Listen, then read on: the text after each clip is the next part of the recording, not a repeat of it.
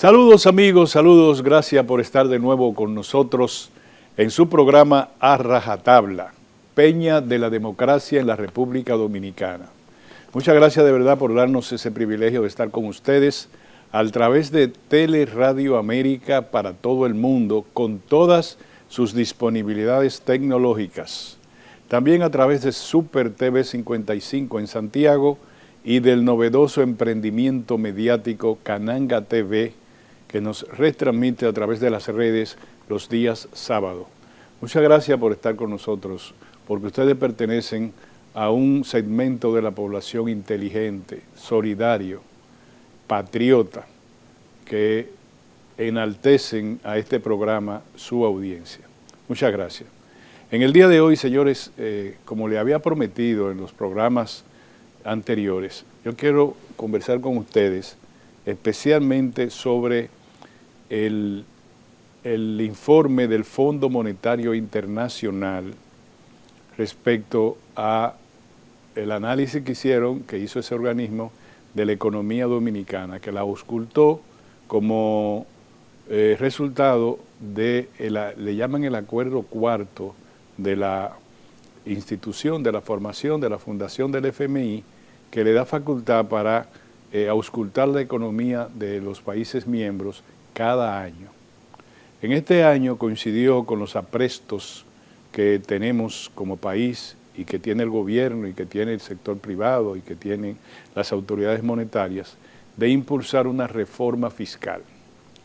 Yo quisiera hablar en un lenguaje propio de un periodista que trata de comunicar las cosas, también de un lenguaje no especializado, porque no estoy especializado en finanzas públicas ni mucho menos, pero sí el sentido común nos obliga a que usted y yo podamos entender el alcance de la reforma fiscal que se proyecta y también lo que el Fondo Monetario Internacional recomienda y el resultado de la revisión del desempeño económico de la República Dominicana que ha establecido el Fondo Monetario Internacional. Lo primero que vamos a decir es el resultado. ¿Qué dice el Fondo Monetario Internacional? Lo que nosotros tal vez hemos dicho muchas veces en este programa. Tenemos una economía resiliente. ¿Qué quiere decir una economía resiliente? Una economía que está en capacidad de soportar, digamos, afectación tanto en el orden interno como en el orden externo. Una economía fuerte, relativamente fuerte. Que la economía este año va a crecer en torno a su potencial. ¿Cuál es el potencial de la economía dominicana? Bueno, para que pueda crecer en torno a su potencial, tiene que crecer alrededor del 5% en proporción al Producto Interno Bruto del país. El PIB, como se le llama, es toda la riqueza que tiene el país contada en un año. Entonces, en proporción a esa riqueza, al final de este año, el Fondo Monetario, lo mismo que las autoridades monetarias y también del gobierno central, prevén que va a crecer 5%. La inflación se va a mantener por debajo de la meta del Banco Central. ¿Cuál es la meta del Banco Central en términos de control de inflación? Que se mantenga en el rango de 4 más 1 menos 1, es decir, entre 3 y 5% del producto. 4 más 1 son 5, 4 menos 1 son 3. De manera que la meta del Banco Central es que el índice general de precios se mantenga en promedio entre un 3 a un 5%. Va a cerrar alrededor poco más del 4%, según ha establecido o según ha previsto el FMI. Vamos a crecer también en el año 2025, prevé el Fondo Monetario Internacional. Esa es la situación de la economía dominicana. El Fondo Monetario Internacional ha señalado que ese panorama que hemos descrito anteriormente se debe fundamentalmente a las medidas que han tomado las autoridades monetarias. Y también valora la fortaleza del sistema financiero nacional. Así está la economía dominicana en términos macroeconómicos. no quiere decir que la situación económica mía, ni la suya, ni la de un determinado sector de la economía esté bien, mal, más bien o peor. Quiere decir que en términos general, la economía dominicana tiene una estabilidad, en términos general, repito, y también quiere decir que los indicadores económicos están debidamente establecidos conforme a ese criterio global. Dicho esto, yo le señalo a ustedes ahora que el Fondo Monetario Internacional ha establecido como urgente la conformación de una reforma fiscal. Todos sabemos que ya el país, la economía dominicana, no soporta el nivel de déficit y el nivel de rezago en la inversión de capital y el nivel de imprudencia del gasto público. Todo eso hay que organizarlo de conformidad con un ingreso que una reforma fiscal integral, y le digo que una reforma integral quiere decir que integre una política de gasto y una política de ingreso, que integre una armonía entre todos los sectores que contribuyen con la fiscalidad, de tal manera que la reforma fiscal sea progresiva. ¿Qué quiere decir progresivo en este caso? Quiere decir que van a aportar más los sectores que tienen mayor nivel de utilidades o de inversión en la economía. Entonces el Fondo Monetario Internacional habla de una economía integral, habla de una economía gradual, que quiere decir que todo lo que se acuerde no se aplique de inmediato, sino que se tomen plazos preestablecidos para cada una de las medidas de naturaleza fiscal. ¿Se entiende eso? Y también el Fondo Monetario Internacional ha recomendado al país que una reducción de las exenciones y de las exoneraciones impositivas. Eso quiere decir, queridos amigos y amigas, que el Fondo Monetario sugiere que se eliminen todas esas exenciones que se le otorgan a distintos sectores de la vida dominicana desde hace muchos años en perjuicio del erario o en beneficio de la economía, porque se le ha otorgado esas exenciones y esas exoneraciones, que son dos figuras que parecen iguales pero diferentes, para que un determinado sector de la economía impulse su crecimiento. Por ejemplo, el turismo. Por ejemplo, las zonas francas. Y exenciones o exoneraciones como es las importaciones de combustibles. Pero también el sector agropecuario tiene exenciones y tiene exoneraciones. Cada uno de esos sectores ya está reclamando que le dejen la cosa como está. Desde hace más de 50 años, desde el presidente Balaguer, a través del Fondo FIDE del Banco Central, se otorgan exenciones, o se otorgaban y ya han cambiado su forma de exenciones, al sector turismo en la República Dominicana. De hecho, es el sector líder, es la locomotora de la economía, es el sector transversal. Pero hay un criterio dentro de los hacedores, de los diseñadores de la reforma, que dicen, bueno, a quienes ya están ganando mucho dinero, a quienes ya se han asentado en el sector turismo, nosotros deberíamos al menos reducirle el nivel de exenciones que se le otorgan y dejársela fundamentalmente a los nuevos proyectos o macroproyectos turísticos, como es el proyecto de Pedernales, de turismo de Pedernales, como son otros emergentes.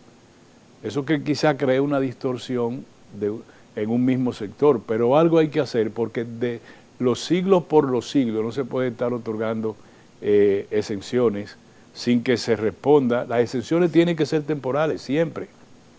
Y nosotros tenemos una experiencia funesta cuando en los años 80 el gobierno del presidente Balaguer impuso o decretó el mercado nacional para el producto criollo y otorgó exenciones a la industria dominicana que se prolongaron por 20 años.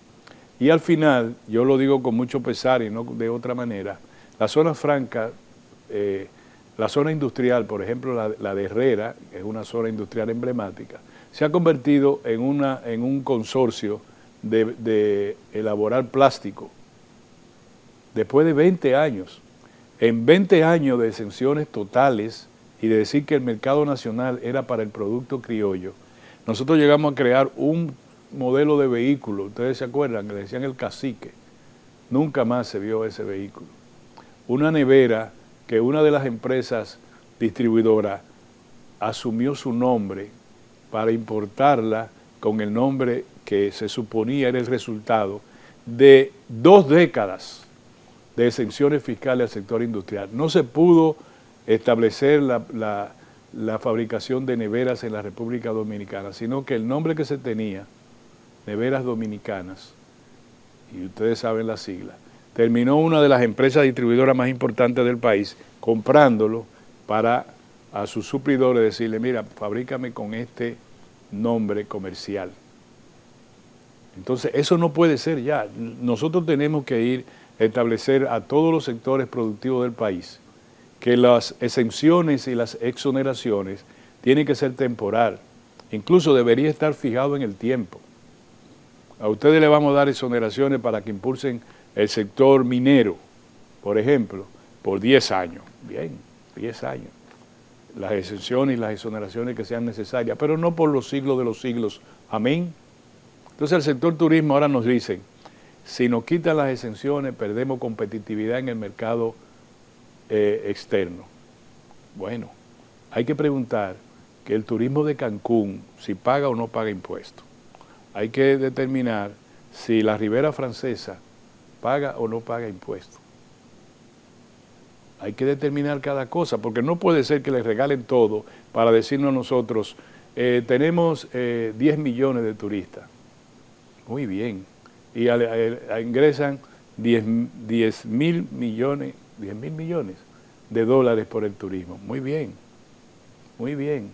Pero ¿cuál es el resultado que tiene para la consolidación fiscal en el país? ¿Cuánto ingresan directamente al Estado? Y ahora le digo otro aspecto del Fondo Monetario, para promover la inversión de desarrollo, dice el fondo. Esa expresión la leí y me pareció interesante.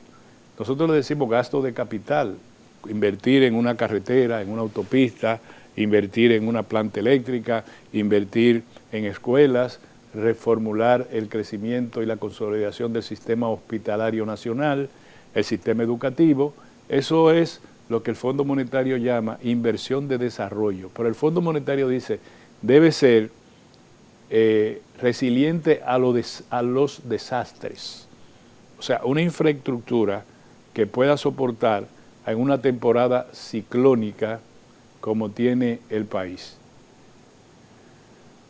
Y en ese sentido, o sea, la temporada ciclónica que tiene el país, en ese sentido yo lo veo bien. Le dice al gobierno, no, ustedes tienen que tener un gasto de calidad.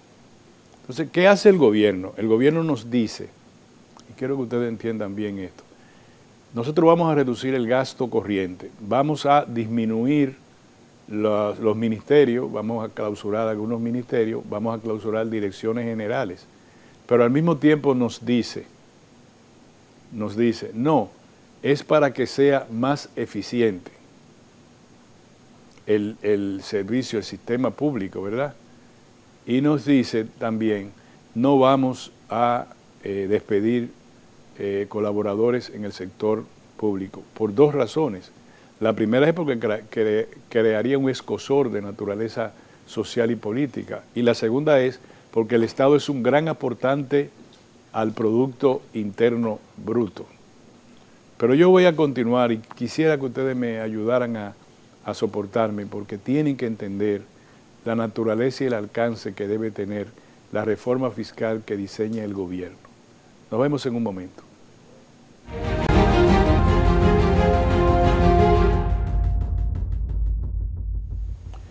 Muy bien, mis amigos, les decía que el Fondo Monetario Internacional quiere establecer que el gobierno tenga recursos para la inversión de desarrollo, inversión de desarrollo. Yo le diría gasto de capital, es decir, gasto productivos que generan crecimiento de la economía, expansión de la economía y al mismo tiempo son inversiones inclusivas. Incluyen a los ciudadanos en el desarrollo que debe generar el crecimiento. Acuérdense que hay una expresión que se llama crecimiento económico, que no es necesariamente compatible con el desarrollo económico. El desarrollo económico está señalado por la redistribución del ingreso. A usted le ingresan, su economía crece, pero si usted no distribuye, entonces quedan los sectores excluidos, los sectores con determinadas vulnerabilidades, excluidos de ese crecimiento. Algunos estadistas llegaron a decir, no, y algunos economistas, hay un brote. Cuando crece, brota la economía y se va para todas partes, como si se produjera un derrame de agua. Pero no es así. Lo que eso contribuye es a la consolidación del capital en pocas manos. Entonces vienen, en el término político y social, las oligarquías, que dañan el crecimiento armónico de la economía. La economía tiene que crecer el gran capital, el capital industrial, el capital comercial, la pequeña empresa, la mediana empresa, la microempresa, los sectores emprendedores, de manera armónica. Es decir, así sí que debe crecer la economía. La economía no debe crecer para que 2 o 3 sectores digan, nosotros hemos tenido beneficios, utilidades por un 15, un 20, un 25, un 30% de un año a otro, interanual. Mientras usted le dice, se han quebrado decenas de pequeñas y medianas empresas. Entonces ahí no hay brote. Entonces, el Fondo Monetario establece eso, inversión en el desarrollo. Inversión en el desarrollo significa no solamente de infraestructura, significa también invertir en la promoción de la micro, la pequeña y la mediana empresa, y del emprendimiento y de la innovación. Es decir, es tan grande la cosa que no es que al gobierno, que dicen ahora que pretende recaudar entre 110.000 a 115.000 millones de pesos en esta reforma fiscal, no es que el gobierno se vuelva glotón, grande, con muchos ingresos, no. Es que el gobierno sea un caudal, el Estado y sus instituciones públicas, sea un caudal de promoción del crecimiento y del desarrollo en el país. Entonces, el Fondo Monetario, repito, plantea, y es ahí el gran problema, es ahí el problema de la reforma fiscal, la eliminación de exenciones y exoneraciones. Y le voy a poner un ejemplo, y yo creo que he podido hablar lo más elemental posible para el entendimiento mayoritario. El caso del sector eléctrico. El sector eléctrico tiene pérdidas por más de 1.500 millones de dólares al año. Eso representa, creo yo, que exactamente lo que vamos a obtener de reforma. Vamos a obtener por la reforma, según se ha dicho, porque primero se dijo que eran más de 200.000, incluso se llegó a decir 300.000 millones de pesos, ahora después 200 y tantos mil, ahora son entre 210 a 215. Primero se dijo que eran 290.000, se bajó ahora y las perspectivas parecen ser alrededor de los 210 a 215.000 millones. Pero el déficit, y calcúlenlo al 60 por 1, de 1.500 millones de dólares que el gobierno dominicano tiene que transferir al sector eléctrico para poder cubrir el déficit de las distribuidoras de electricidad. Si son 1.500 millones, 1.000 millones son, al 60 por 1 son 60.000 millones, ¿verdad? Y la mitad son 30.000. De los 210.000 millones que puede recaudar la reforma fiscal, se van 90.000 en el subsector eléctrico. 90.000 millones, más o menos 90.000 millones. ¿Qué hacemos? Bueno, vamos a privatizar las sedes. No va a ser privatizada, es que va a tener una administración privada, pero las sedes van a ser del gobierno. Eso es un eufemismo, un eufemismo porque las políticas que se van a aplicar son políticas de conveniencia gerencial corporativa, es decir, yo estoy a cargo de esto, yo quiero ganar dinero. Mi empresa que le asignaron la de este, de sur, de norte. Las pérdidas serán siempre del Estado Dominicano. Ahora, el otro camino es erradicar, ponga usted en un 50%, ¿le parece? Las transferencias que debe hacer el gobierno al sector eléctrico, especialmente a los generadores de electricidad. El 50% se tiene que traducir en aumento de la tarifa, porque se requiere dinero no solo para poder cubrir ese déficit que no puede ser subsanado de un día para otro, sino para invertir en la compra de equipos que se deben instalar, medidores, de nuevas plantas retransmisoras de esas que se colocan de electricidad, que no hay, que se están reparando y eso. Porque el subsector eléctrico tiene un problema, señores, y es que no es que nosotros no pagamos la electricidad, es que no nos cobran. Yo me pongo entre los que no pagan y yo pago bastante bien siempre. Pero él dice, el señor Celso Marrancini, el jefe de todas del Consejo de Dirección de todas las sedes, que el dominicano tiene en el ADN el robo. No lo dijo con esas palabras, pero si usted no paga es que usted está robando unos cuartos. Pero no dijo que la mayoría del caso es que no hay cómo cobrarle a la gente, porque no hay equipos para eso. Entonces yo le digo a ustedes, si de 210,000 tenemos que dirigir nada más en el subsidio 90,000 millones de pesos al subsidio, entonces yo no sé cómo va a ser. Lo otro es el ITEVI, el impuesto a la transferencia de bienes industrializados y de servicio, como se llama, el ITEVI, el ITEVIS. En otros países se le llama el IVA, el impuesto al valor agregado. Ustedes saben que solamente se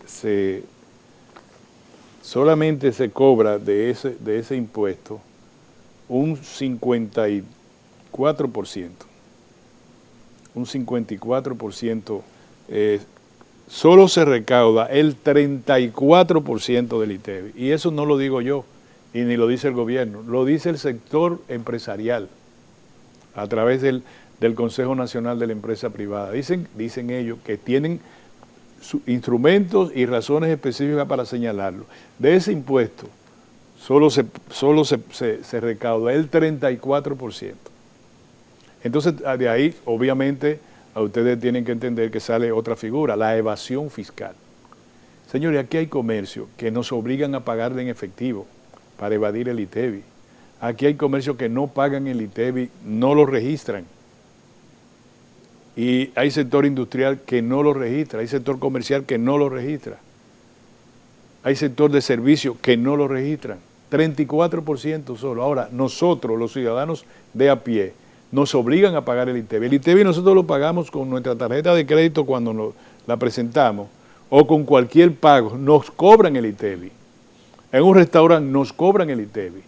En una estación gasolinera nos cobran el ITEVI. En todas partes nos cobran. Donde quizás yo no sé si está exonerado es en el pago educativo, que también pagamos nosotros, la educación privada. ¿Qué es lo que pasa? Bueno, ahora dicen que van a globalizar el ITEVI, es decir, van a ampliar la base del ITEVI.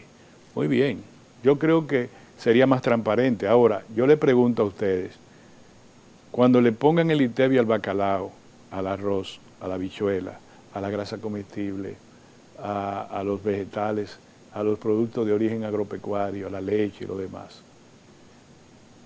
¿mejorará este 34%? Posiblemente sí, pero va a mejorar de la costilla de la clase media y de los sectores vulnerables, porque la evasión va a seguir, a menos que no sea un elemento fundamental en el tratamiento de la reforma.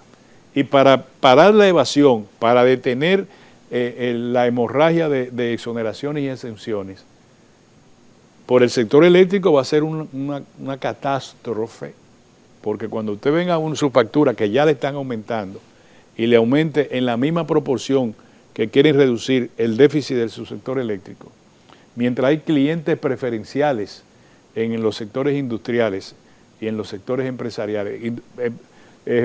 Clientes especiales quiere decir lo que son únicos, que tienen una baja tarifa o una tarifa reducida porque consumen mucho.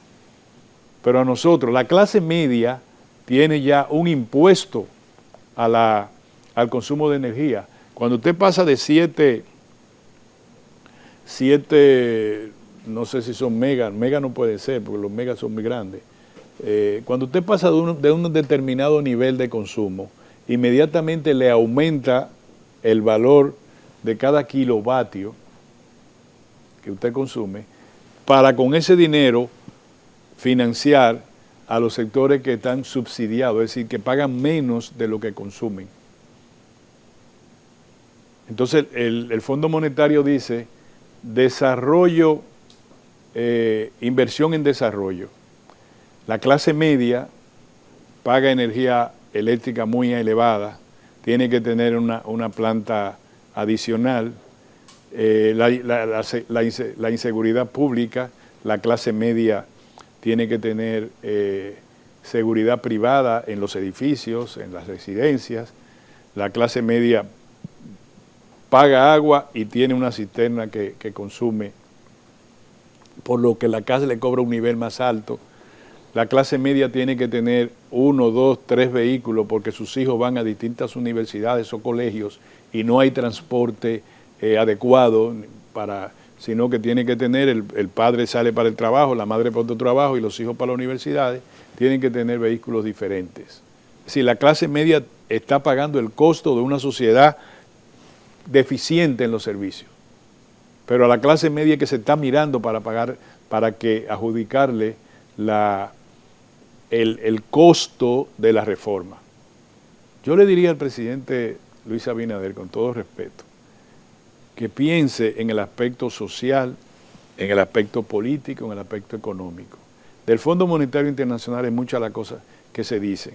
El Fondo Monetario Internacional es el único instrumento ahora persuasivo para los empresarios, porque el gobierno debe decir, bueno, el Fondo Monetario lo ha ayudado mucho a ustedes, ahora el Fondo Monetario nos dice que vamos a reducir las exenciones y las exoneraciones. Ustedes han ganado mucho dinero en los últimos 30, 40 años, muchos sectores que se mantienen, es más, se costean las vacaciones de sus ejecutivos a través de las exenciones y las exoneraciones. Entonces ahora el que manda es el gendarme que vino y nos aconseja que hay que reducir eso. Por ejemplo, la reducción del valor de importación de los combustibles o el subsidio al valor de la importación de los combustibles para mantenerlo a nivel. Bueno, es verdad, eso detiene, en cierto sentido, evita el incremento de la inflación, pero también favorece a sectores poderosos del país que compran combustible barato y no lo reflejan en el consumidor. Son tantas cosas que uno dice, bueno, yo aconsejaría que el presidente tome una pizarra y convoque a su equipo técnico, su equipo económico, y comience a decir, ¿qué pasará acá? Entonces, un equipo político le diga, presidente, si se toma esa medida, en términos sociales, podría haber tal o cual reacción. Y el técnico dice, no, tenemos que hacer esto porque hay que hacer... Ok, sí. ¿Y qué pasa si yo hago eso?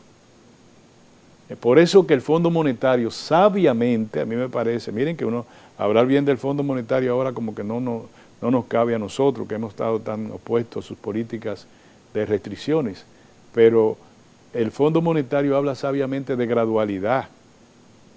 Un momentito, vamos a hacer la cosa gradualmente, porque uno no le puede poner una inyección que convulsione el cuerpo social y el cuerpo político de la nación, que se cree una crisis política. He dicho esto y ojalá que ustedes nosotros podamos haber entendido plenamente lo que acabo de señalar, que no es otra cosa que decir, la reforma fiscal no se la pueden tirar encima a la clase media, ni a los trabajadores, ni al trabajo informal, ni a nada. La reforma tiene que ser integral de o todos jugamos o no jugamos ninguno. Eso es lo que quiere decir una reforma integral, porque los pachos que se han hecho y lo que se quisieron hacer en esta administración, que sabiamente el presidente le dio para atrás eso, era para provocar una convulsión del cuerpo social en la República Dominicana. Y como aquí hay poca gente que diga lo que yo estoy diciendo, acabo de decirlo. A quien le sirve el pantalón, que se lo ponga. Vámonos a un cambio, señores. Señores, muchas gracias por estar con nosotros. De verdad, se lo agradecemos mucho. Ustedes son personas inteligentes, personas que tratan de obtener la noticia en todas sus vertientes. A nosotros de verdad nos agrada el reto de llevarle ese propósito a ustedes. Yo quiero tratarle ahora el caso de Venezuela. Como introito le digo que participé de opinión de que el gobierno no debería haber intervenido en la forma que lo hizo. Sin embargo, desde el gobierno y de otros sectores se ha señalado, me parece que con razón, que Venezuela en la tiranía de Trujillo, Rómulo Betancourt estuvo siempre del lado de los anhelos democráticos del pueblo dominicano. El presidente de Venezuela, Rómulo Betancourt, y también el pueblo de Venezuela, que le costó un atentado terrorista perpetrado, diseñado y ejecutado por personeros del régimen de Trujillo al presidente Rómulo Betancourt. Y eso, digamos que hay favores que obligan. Yo no quisiera que me digan que me remueve el hígado cada vez que me dicen que es un gobierno revolucionario, que el imperialismo yanqui quiere avasallar. Los imperios avasallan y quieren el petróleo de Venezuela, eso es verdad. Pero ese señor que ustedes ven en pantalla no se hace acreedor de decir que es un revolucionario. El concepto que nosotros tenemos de un gobierno progresista es diametralmente opuesto a lo que ese señor irrespetuoso que ustedes ven en pantalla ha sido durante sus 12 años de gobierno. No digo lo mismo del presidente Hugo Chávez, no digo lo mismo, pero eso es historia aparte. Y quisiera hoy también al recordarle a ustedes o al informarle a ustedes que el expresidente Alberto Fujimori murió en el día de ayer, que con él termina una historia también de oprobio para muchos peruanos. Gobernó durante 10 años en condiciones de férrea, a pesar de que fue un gobierno elegido democráticamente. Ha dividido la sociedad peruana en dos. Lo que lo cree un salvador, porque fue el que derrotó al movimiento, al grupo Sendero Luminoso, el movimiento guerrillero, y lo considera un asesino porque fue condenado a 25 años de prisión por crímenes incluso señalados como de lesa humanidad. Entonces eso es también una historia aparte, pero quería informarle. Ahora le voy a decir lo siguiente. Si bien es cierto que nosotros debemos defender la democracia, el gobierno dominicano, las tareas que le ha asignado Estados Unidos a la República Dominicana en el caso de Venezuela, no debimos aceptarla. No quiere esto nada que ver con el secuestro o la incautación del avión que se presume o que ya confesó el señor Maduro que era de su uso personal y de su camarilla, porque eso muy bien se puede justificar desde el punto de vista jurídico. Y en dos razones. Le negamos eso a los Estados Unidos, nos tiramos nosotros un problema serio. Y Estados Unidos vino con la ley internacional en la mano. Nosotros somos signatarios de acuerdos interamericanos respecto a la lucha contra el terrorismo, contra el narcotráfico, contra la trata de blanca y la trata de blanca. A consecuencia de esos acuerdos se derribaron todos los muros jurídicos. Nosotros podemos solicitarle a Colombia una colaboración, incluso de incautación de bienes. Incluso los estados se reparten los recursos cuando se venden los bienes incautados por razones de terrorismo, por razones de narcotráfico, por razones de trata de blanca, que quiere decir trata de inmigrantes, o trata de blanca hacia la prostitución. Entonces, ese es, bien o mal, eso no podemos tomar de ahí, pero a partir de ahí hacer un liderazgo forzoso en la lucha contra el régimen de Chávez, nos parece que hay distancia.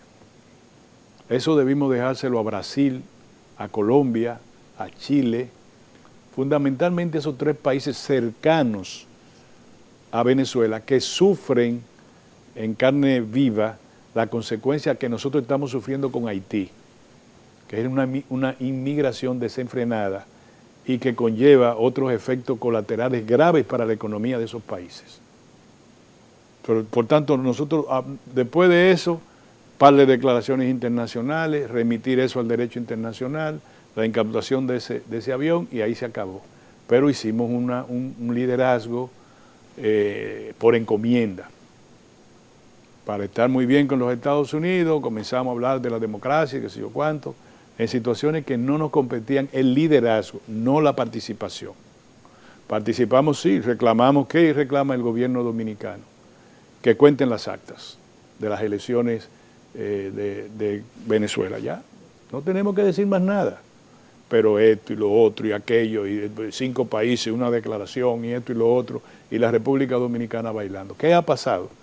Bueno, que esa camarilla que desgobierna Venezuela, bajo el infeliz ropaje de revolucionario, ha entendido que tomar de punching bat, de esa pesa que usan los boxeadores, esas almohadas grandes para golpearla, a la República Dominicana le genera conveniencia política interna y externa, porque el señor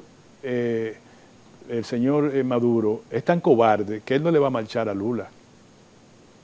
No le va a marchar a Lula, no le va a marchar a la octava economía del mundo, no le va a marchar. No le va a marchar al líder de las naciones emergentes del mundo, que puede llevar el caso de Venezuela a un nivel que Venezuela va a estremecer. No le va a marchar a la calidad moral que tiene Gustavo Petro en Venezuela, porque este guagüero, y perdónenme los que manejan guagua, que no quiero desconsiderarlo, pero este individuo que sale del volante de un autobús, no ha estado nunca en la guerrilla de 40 años que tuvo Gustavo Petro, ni tiene las condiciones ideológicas y morales de Gustavo Petro. No la tiene. Por tanto, no le va a marchar. No era el gobierno de derecha, de Uribe, ni nada. No, ahí hay un gobierno revolucionario de verdad, elegido democráticamente y en el marco de una democracia formal, lo que llamaban los revolucionarios de antaño la democracia burguesa. Ahí está, lo llevó el pueblo a Gustavo Petro. Es distinto. Ganó las elecciones y hubo que ponerlo ahí en el poder. O gobierno como el de Guatemala, que lo llevó, un gobierno progresista, que lo llevó al poder el pueblo, contra toda la violencia del Estado neoliberal de ese país. Entonces, nosotros, el señor Maduro considera que usar a la República Dominicana como punching bag le hace ver a lo interno que está combatiendo al imperialismo a través de sus lacayos, qué sé yo cuánto. No. ¿Por qué no le dice lacayo a Lula de Brasil? No se lo dice. Ahora, fíjense lo grave de esta situación. Fíjense quiénes se han dirigido de manera consecutiva, en breve tiempo, rápido, contra la persona del presidente Luis Abinader y contra la República Dominicana. Primero fue el señor Diosdado Cabello. Miren de Diosdado Cabello lo que se señala. Diosdado Cabello, Transparencia Internacional, una organización muy reputada que a veces nos ha dado golpe a nosotros como país, cita un informe del Departamento del Tesoro de los Estados Unidos que establece que Diosdado Cabello envió drogas desde Venezuela a Europa a través de la República Dominicana. Ese señor está conectado con el narcotráfico en la República Dominicana. Número 1. Número 2. El presidente Maduro profiere expresiones infamantes, afrentosas contra el presidente de la República Dominicana. Lo llama ladrón y lo llama, tuvo otro mote abusivo, otro de nuestro ahí, de bandido fue que le dijo, algo así. Entonces, eso obviamente es inaceptable. Nosotros, ningún sector político, ni la izquierda dominicana, que se han quedado callados, he visto entrevistas con gente que son muy cercana a Maduro, que cuando le dicen eso, dicen, no, pero, y cambian y hablan de de los agravios que sufre el gobierno de Venezuela, etcétera, etcétera. Y vi a Hipólito Mejía decir, yo no soy madurista, yo no tengo que hablar de eso. No, tenía que rechazar eso, como lo estoy rechazando yo, un ciudadano de la República.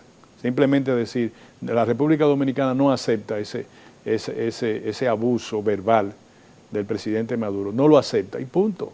Y yo no lo acepto no es porque el presidente sea lo mejor del mundo ni lo peor del mundo, es que es el presidente de la República Dominicana. Y más aún, no es Trujillo, es un presidente elegido por nosotros, por los dominicanos. Gusten o no, resultado de unas elecciones libres y democráticas, donde los dos candidatos opositores en la noche lo felicitaron. Este es un país democrático, con todas sus debilidades, todas sus falencias, pero es inaceptable que ese señor dijera eso del presidente, del jefe del Estado de la República Dominicana. Y la otra persona, que oigan, para que ustedes vean, Delcy Rodríguez, considerada la número 2 en términos de fuerza política del gobierno de Maduro. En menos de 10 días, los 3 principales dirigentes de la camarilla venezolana se refieren al presidente y a la República Dominicana.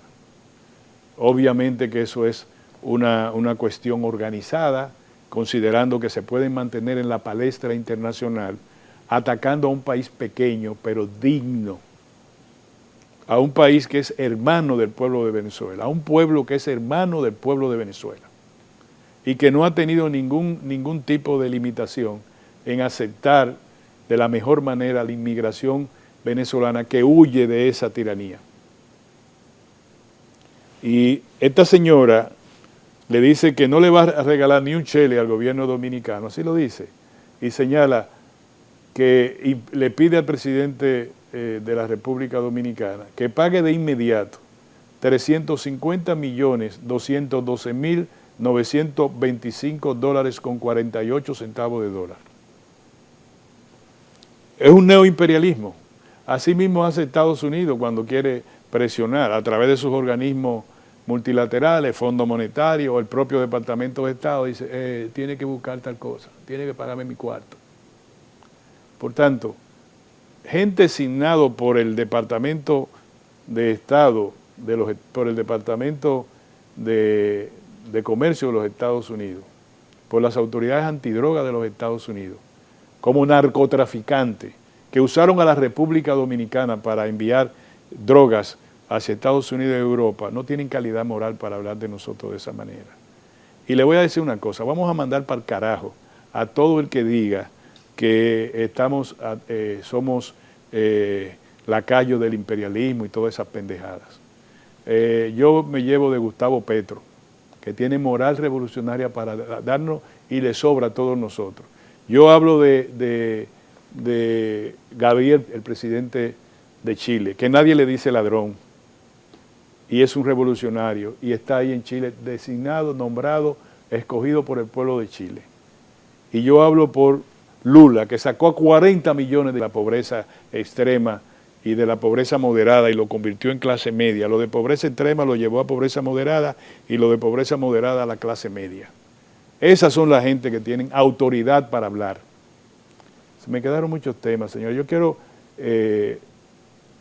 agradecer a la primera dama, doña Raquel Arbaje, que dijo algo que tanto lo he dicho yo aquí, a veces yo creo que yo soy que estoy equivocado.